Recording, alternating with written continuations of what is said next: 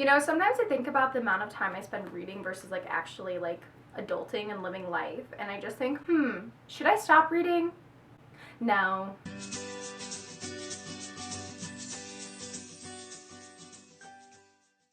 Hello everybody, my name is Kayla and welcome back to my channel. So in today's video, I'm going to be doing the mid-year book freakout tag, which is essentially just a list of questions talking about the past half year in books, like what your favorite book was.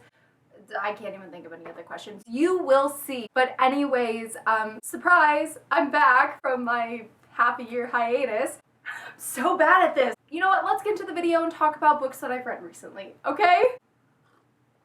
Alright, now I'm ready. So for the first question, we have the best book you've read so far. So that is actually an incredibly difficult question, but I have it narrowed down probably to two books that are in my top first place for 2021 so far, and that is Realm Breaker by Victoria Aveyard and The Atlas 6 by Olivia Blake. Now, Realm Breaker I read back in April. I was provided an advanced reader's copy, an ARC of this, but it in no way influenced how I felt about it. I absolutely loved this book. I read it so fast, and it's a thick book, and this is a YA fantasy by Victoria Aveyard, aka the author of the Red Queen series, and this is a neo-fantasy series that she's started. And this book, it was just amazing. I love the plot, the concept, I love the characters, and it's inspired by Lord of the Rings, which I thought was just really, really cool, and this book just really stands out in my mind. And tied for first place is The Atlas 6 by Olivia Blake.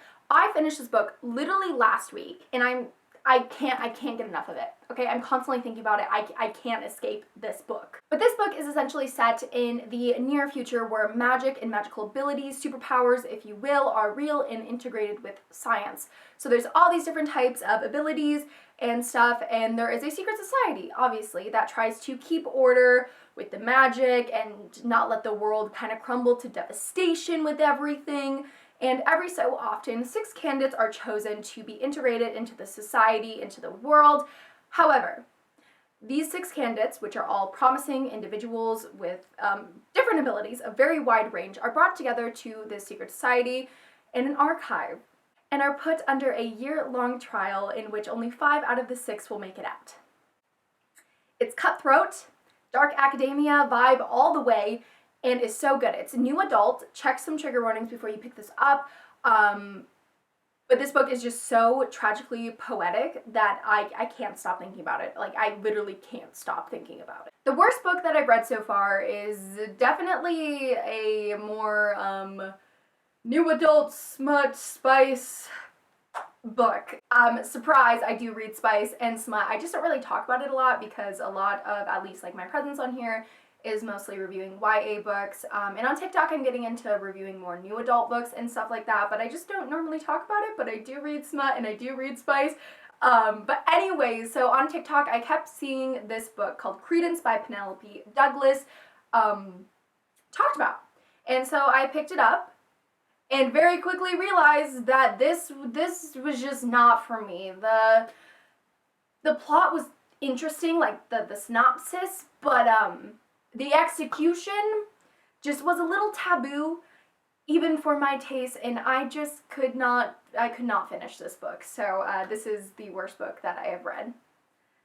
Sorry, it wasn't for me. And next up, we have the best sequel that you've read so far. So for myself, I definitely would have to say that that is Vengeful by B.E. Schwab, which is the second book in the Vicious duology. At least I think it's a duology. I don't know if there's more books coming to it. I kind of hope so, because that would be really, really cool. And so this is the author of The Invisible Life of Addie LaRue. If that name sounds familiar. Also an amazing book. That was by far my favorite book of 2020, I will say. But this is a book that follows 2 friends as they go under experiments, become extraordinary human beings. And it talks about like superhumans and people with powers, and they're all morally gray characters, and the vibe of these books is immaculate, and the second book did not disappoint. It only delivered even more in the plot and the characters, and definitely the best sequel that I've read in a long time. So the next question is a new release that you haven't read yet but want to. So for myself, that's probably Ace of Spades, this book right here. I don't know a ton about this book other than a bunch of my mutuals love it, and I've seen the reviews of it, and it seems absolutely fantastic and incredible.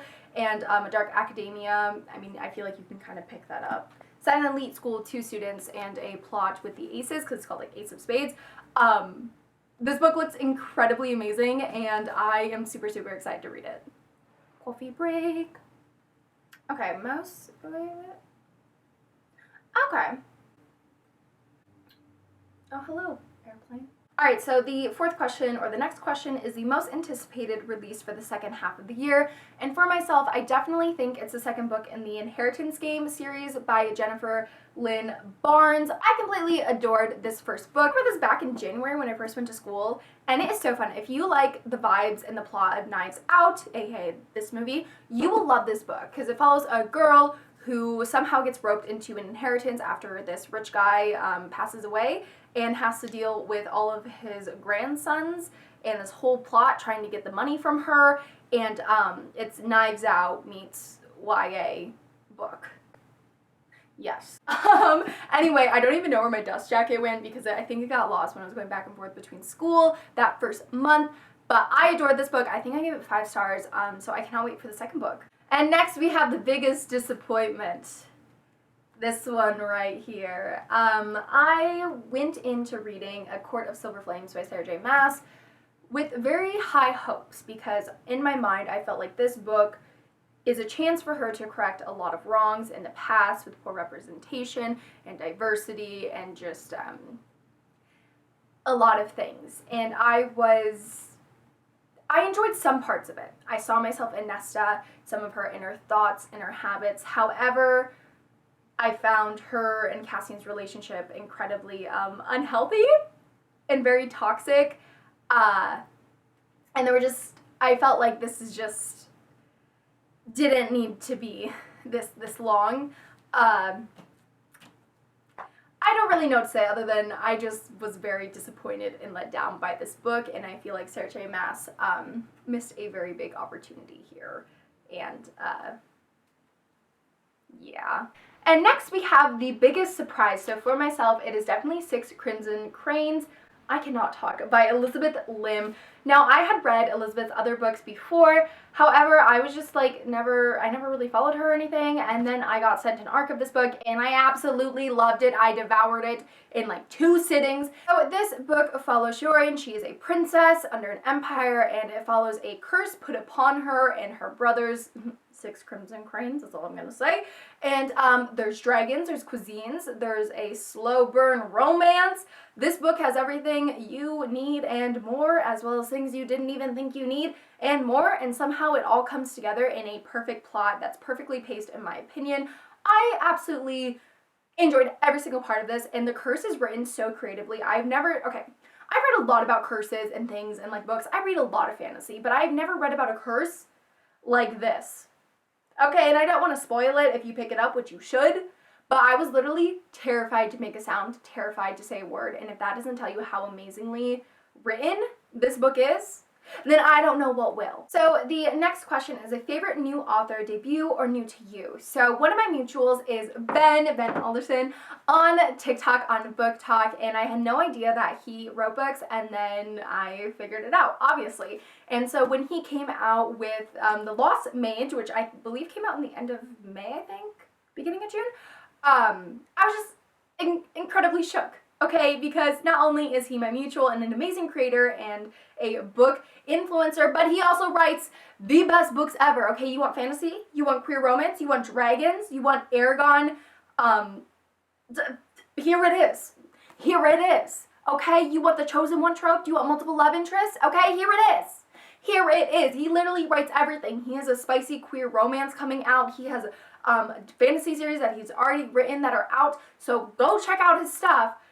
But The Lost Mage is just such a fun book, and I just adore his writing style. And so, Ben, if you see this, I love you, proud of you, and keep doing what you're doing. So my newest favorite character definitely is from We Hunt the Flame. My sister has my copy of this, and she's at work, so enjoy this image of the cover. Not only is this a amazing fantasy, but it also has one of the best enemies to lovers that I've read in a long time. And one of the characters, Nasir, I believe that is how I say his name. Correct me if I'm wrong, and if I am wrong, I am so sorry. Left me shook, because going into it, I was like, okay, rich prince boy, whatever, you know. And then he had so much depth that I was like drowning in his ocean of characterness.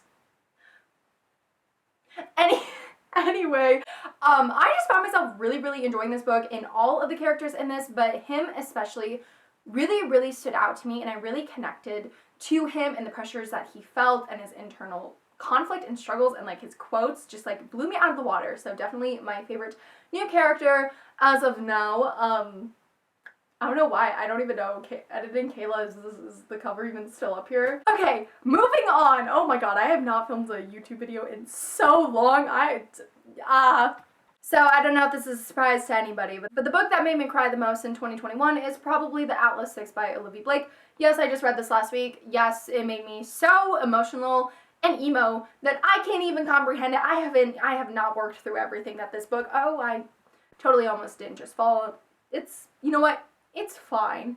But this book just hit me very, very deep in the feels, and there's two characters specifically that I related to so much that I was just like,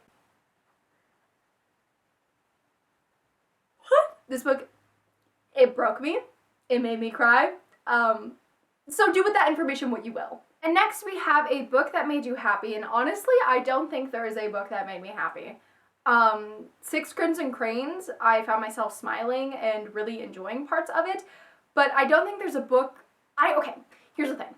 I read a lot of depressing books. I read a lot of books that make me emo and in the feels because I use books to process trauma and my own emotions or lack of them most of the time. I don't read a lot of books that are inherently happy or giddy or feel good.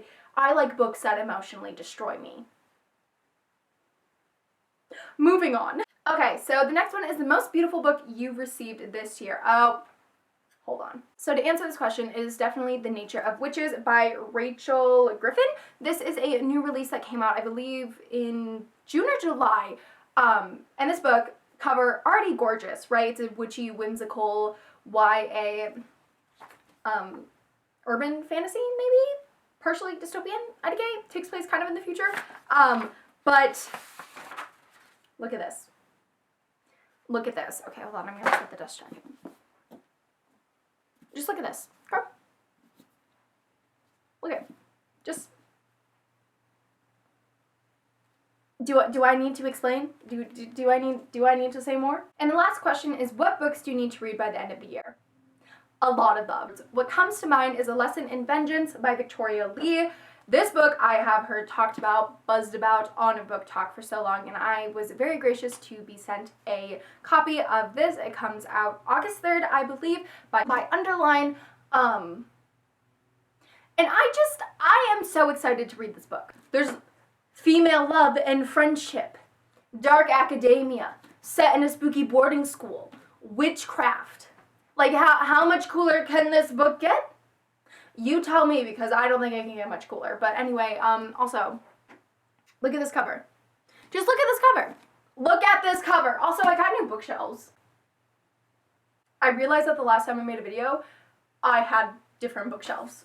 This happened. So probably this and Ace of Spades specifically are two books that I really, really want to get to as soon as I can. Yeah. Alright everybody, so that was today's video. I hope you guys enjoyed, and it feels so good to be back. You can expect more routine uploads. I'm going to try to upload at least once a week from now on. We'll see how that goes. But yeah, thank you for being patient with me, and I hope you enjoyed this video. Comment down below what your best read of 2021 has been so far, and if you have any video requests that you want from me now that I'm back on YouTube, whether that's a Q&A, where I've been, books I've been loving, more skit videos, or a bookshelf tour, just let me know down below.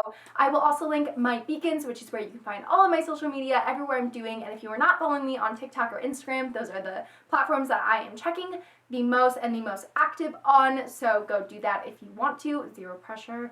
Just thought I would tell you. Anyway, I love and appreciate all of you. I hope you have a fabulous day and read lots of amazing books and be great people. Yeah, I need to practice that. Okay, bye guys.